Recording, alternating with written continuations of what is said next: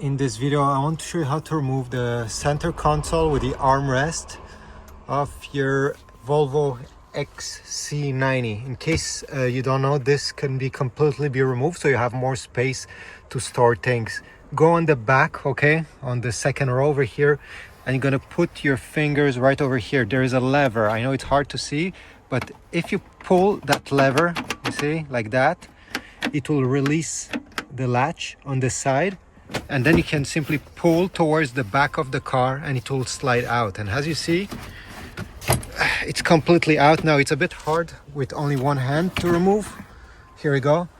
But overall, now you have a huge amount of space between the front seats if you want to put something else there, or maybe you simply want to clean the center console.